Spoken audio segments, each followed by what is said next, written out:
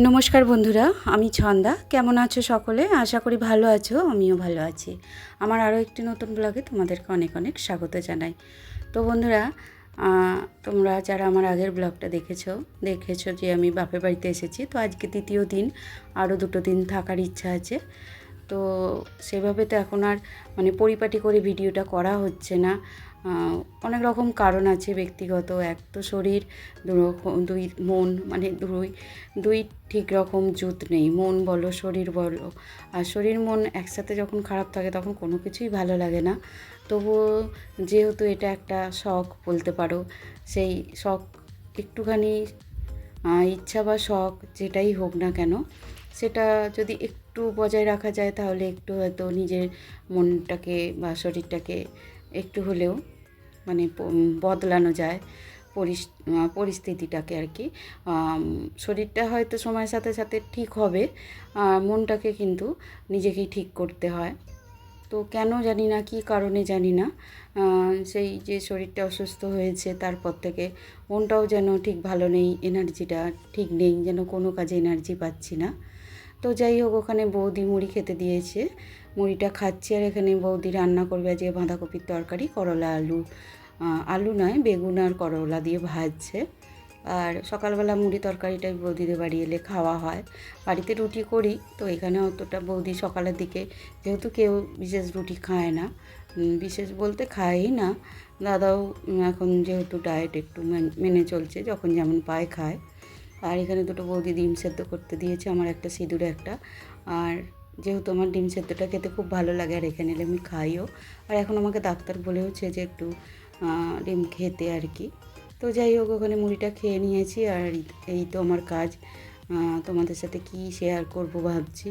তাই গাছপালা যা আছে একবার বাপির কাছে যাচ্ছি। তো বাপি দেখতেই পাচ্ছ এখন ওই শুয়ে শুয়েই দিন কাটছে আর কি।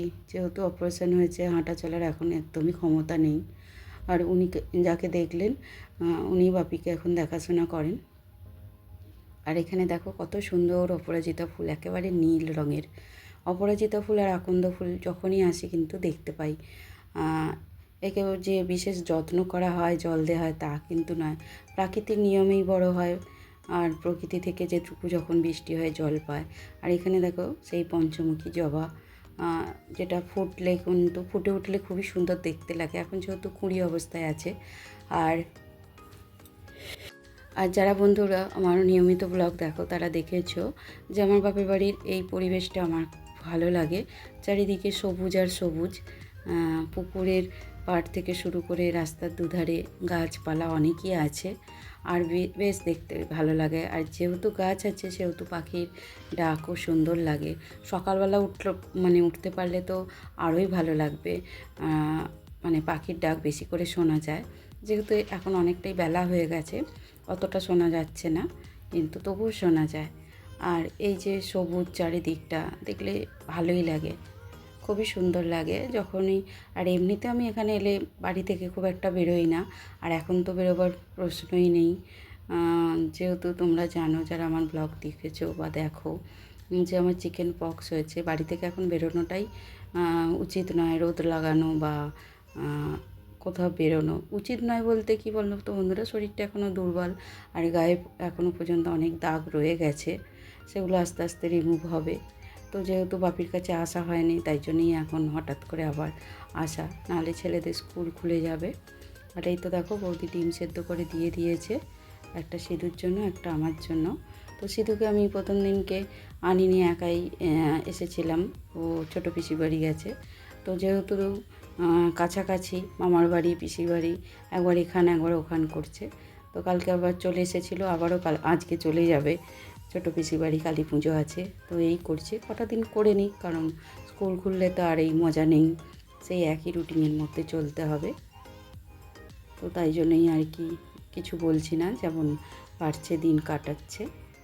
আর এখানে দেখো কলমি শাক, আর ওইগুলো যেগুলো বৌদি ঢালছে এটা হচ্ছে সজনে পাতা। সজনে পাতা কিন্তু আমাদের শরীরের জন্য অনেক উপকারী একটা শাক। সচরাচর এই শাক অতটা দেখা যায় না বা কাউকে খেতে দেখি না, কিন্তু এটা কিন্তু খুবই উপকারী একটা শাক। তবে এই শাক একা এমনি শাকটাকে একা ভাজা যায় না, মানে ওর সাথে আরও অন্য কিছু শাক দিলে তবে এই শাকের কিন্তু টেস্টটাও বাড়ে। আর আর যারা এমনি শুধু শরীরের উপকারের জন্য, যাদের ডায়াবেটিস আছে বা অন্যান্য শারীরিক প্রবলেম আছে, তো তারা এমনি খেতে পারবে, কোনো অসুবিধা নেই। তো এই তো দেখো বৌদি রান্নাবান্না কমপ্লিট, লাঞ্চও দিয়ে দিয়েছে। আর আমি তো সকালে স্নান করে নিয়েছিলাম। দেখো মেনুতে রয়েছে শাক ভাজা, করলা বেগুন ভাজা, বাঁধাকপির তরকারি আর মাছের ঝাল। আর এখানে সিধু বাবা আমার একা একাই খাচ্ছে। আর এখানে আমার বুড়ো বাবা বসে আছে, একটু গল্প করছে, কথা বলছে দাদার সাথে, ওই মাঝে মাঝে একটু ওঠে। তো বন্ধুরা দেখতেই পাচ্ছ ডিনার মানে লাঞ্চ কমপ্লিট করে আবার ডিনার নিয়ে বসে পড়েছি। কারণ বাপের বাড়িতে এলে এই তো কাজ, খাওয়া দাওয়া, ঘুম আর একটু এদিক আর ওদিক, বাস এইভাবেই সময় কেটে যাচ্ছে। তো যাই হোক বন্ধুরা, আজকের ব্লগটা তাহলে এই পর্যন্তই রাখলাম। সকলে খুব ভালো থেকো, সুস্থ থেকো। দেখা হচ্ছে তোমাদের সাথে খুব শীঘ্রই নতুন আরও একটা ব্লগে। ততক্ষণের জন্য টাটা।